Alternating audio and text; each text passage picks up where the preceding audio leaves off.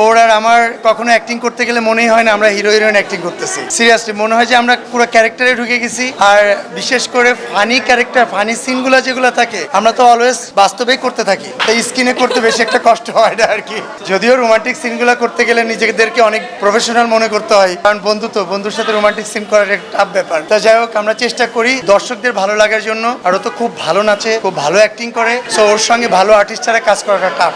আমি অনেক কিছু শিখি আর কি, অনেক কিছু শেখা লাগে। তো যাই হোক, আমি অনেক হ্যাপি হই যখন আমরা একসাথে কাজ করতে পারি। যদি সামনে আমাদের যে ছবিটা আসতেছে, রিয়েল স্টোরি বেজ একটা সত্যিকারের গল্প, আকবর স্যারের ছবিটা, আমার মনে হয় দেখতে বসলে শেষ না করে কেউ উঠবে না। এত সুন্দর গান, সবগুলা গানের কথা, প্রতিটা সিকোয়েন্স খুব সুন্দরভাবে গাঁথনি দিয়ে করা ছিল।